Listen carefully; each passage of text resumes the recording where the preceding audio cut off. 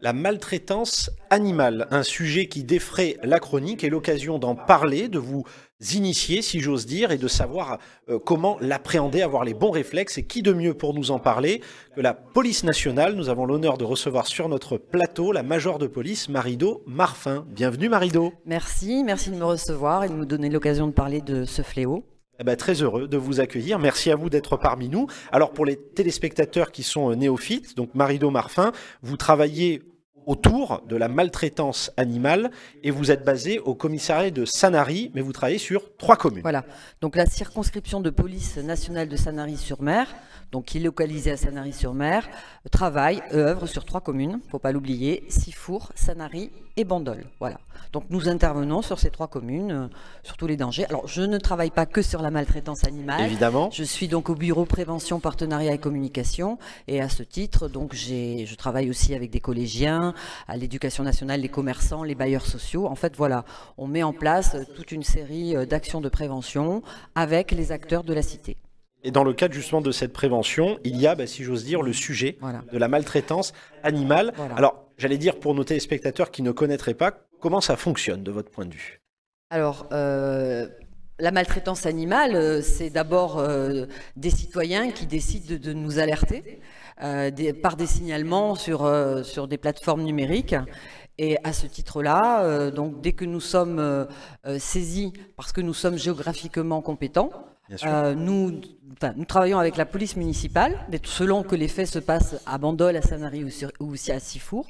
Et eux sont ceux qui vont faire la primo-évaluation, parce qu'ils connaissent bien le terrain, ils connaissent bien la ville, ils connaissent bien les voisins. Et donc, c'est eux qui nous font un rapport de renseignement. Et de là, si nous avons des éléments clairs, parce que c'est pas évident de rentrer chez les gens et de constater. Absolument. Tout ça ne se fait pas comme ça. Donc, si nous avons assez d'éléments, souvent les propriétaires d'animaux laissent rentrer les policiers municipaux parce qu'ils les connaissent. Ce sont des enfants de la ville, du pays, donc il n'y a pas de souci. Et là, donc on peut constater, on peut emmagasiner, si j'allais dire, des preuves, et puis donc appeler le parquet et voir si on fait une procédure administrative, judiciaire, ou si on clôt l'affaire parce qu'il n'y a rien à signaler. J'allais dire, à bâton rompu, voilà, si je suis un citoyen français, j'ai des soupçons sur un cas de maltraitance animale, il ne faut pas hésiter à contacter directement, on peut dire, la police nationale. Tout à fait. Alors, contacter de différentes façons, c'est-à-dire que c'est un cas d'urgence, si on voit un animal qui vraiment est en mort imminente, qu'est-ce qu'il faut faire? Il faut appeler le 17. Exactement. Ou appeler directement la SPA, une société de protection animale qui sait quoi faire. Si on a des soupçons et qu'au quotidien, on constate qu'un animal, un chien, commence à dépérir, vit dans ses déjections, manque d'eau, de nourriture, on peut le constater. Ça, par contre, on peut aller sur le site masécuritéintérieure.fr, on peut également le télécharger. Et là, il y a un formulaire, et via ce formulaire, vous pouvez dénoncer la maltraitance. Je vais un peu parler du déroulé de ce formulaire. Absolument. Donc ce formulaire, il est envoyé, comme je vous l'ai dit tout à l'heure, selon la compétence géographique des faits à la police nationale ou à la gendarmerie. Bien sûr. Il est également envoyé à la division nationale de lutte contre la maltraitance, qui est une division qui a été créée en 2022 suite au constat qu'en 5 ans, les faits de maltraitance avaient nationalement augmenté de 30%. Et c'est une division qui est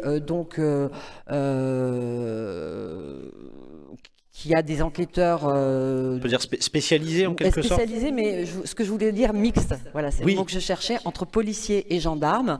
Leur mission, c'est d'enquêter, de faire de la prévention, de la formation, de la coopération internationale. Ils sont là, donc eux, ils ont une copie de ce formulaire. Ils font l'évaluation de la situation de gravité, du nombre d'animaux, des relations éventuelles avec des associations agréées par l'État pour la saisie des animaux et leur placement. Et puis après, je vous ai dit, s'il y a une procédure ou si on clôt l'affaire parce qu'il n'y a rien, on leur envoie un rapport d'information. Tout cela est vraiment bien encadré et je veux dire que... bon. J'engage ces citoyens à aller sur masécurité.fr. Alors c'est l'occasion de montrer à l'image justement, et je vous en remercie. On peut le voir justement donc devant l'écran.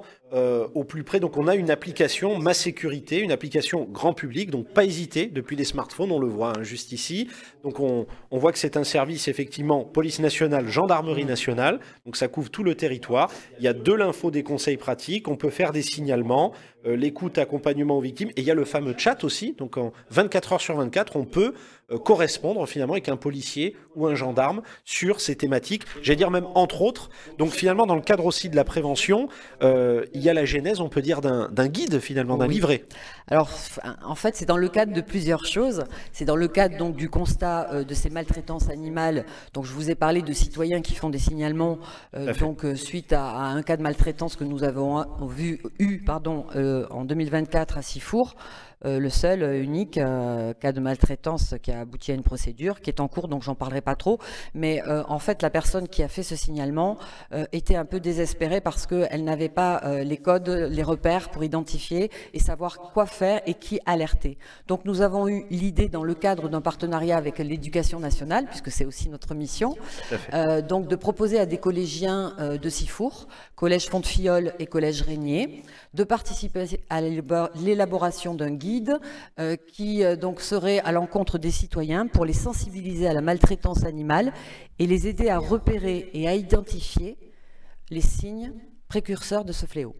Donc c'est-à-dire tout simplement savoir quoi faire, puisqu'il peut y avoir plusieurs interlocuteurs, mais avoir le fameux guide, et si je suis face justement à de la maltraitance animale, qu'est-ce que je peux faire? Vraiment de renouer un peu ce dialogue-là, de renseigner. C'est ça, parce que bon, souvent on a tendance à fermer les yeux devant certains cas de maltraitance, qu'elles soient humaines ou animales, mais là en fait ce sont des collégiens qui vont parler aux citoyens.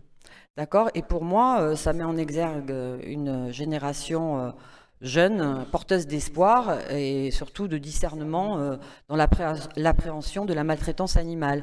Ces jeunes-là vont, avec leur regard et leurs mots, donner des conseils aux citoyens sur cette maltraitance.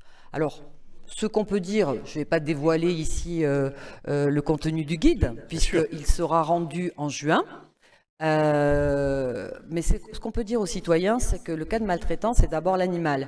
C'est percevoir sur le corps de l'animal des coups, des blessures, des excroissances, des blessures non soignées. C'est également voir son environnement, s'il n'est pas entravé sans justification, si son abri ou son balcon n'est pas trop exigu, si ses besoins fondamentaux sont assouvis, la nourriture, l'eau, les soins.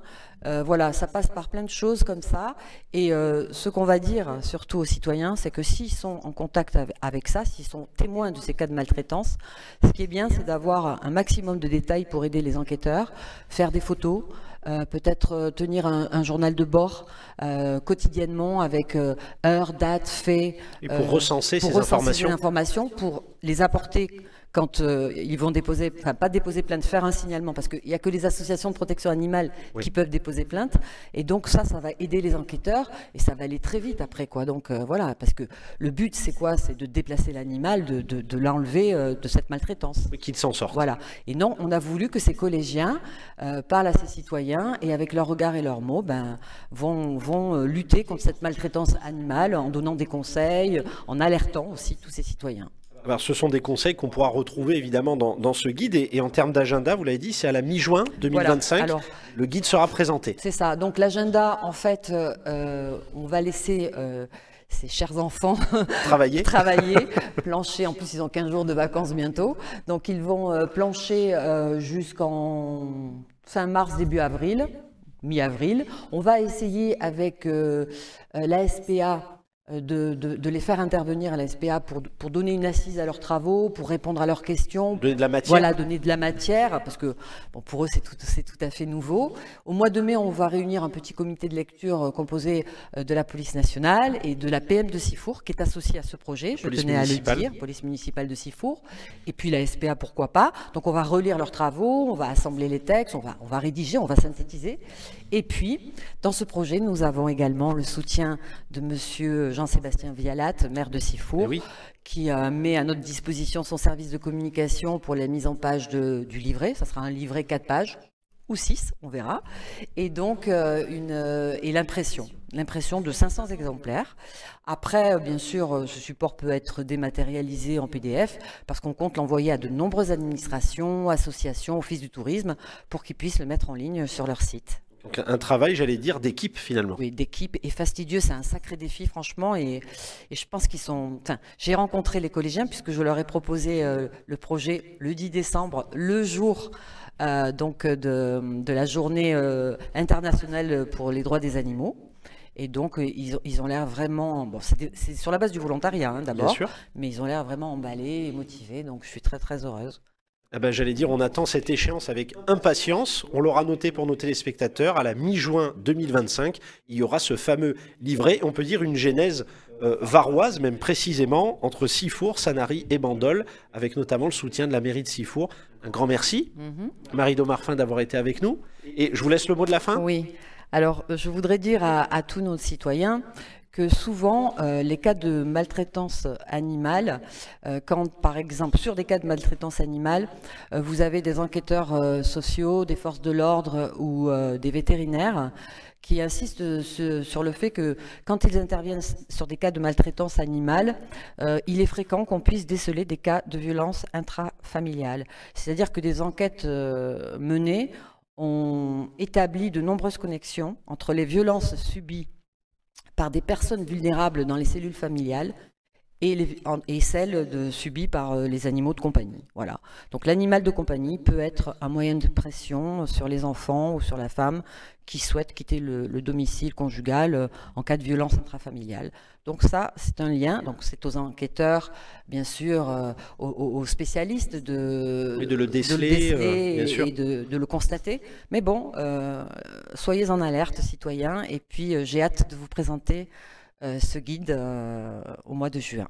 Ah bah écoutez, Merci ce sera avec grand plaisir. Marie-Do Marfin, le rappelle, major de police au commissariat de Sanary, qui travaille sur les 3 communes, Sanary, Sifour et Bandol. Et l'occasion, encore une fois, nous on en est convaincus sur Info 83, que notre département a du talent. La preuve, puisqu'on va avoir ce magnifique guide à l'échéance juin 2025. Merci encore Marie-Do Marfin d'avoir été avec nous. Merci à vous, chers téléspectateurs, pour votre fidélité et à très vite sur Info 83.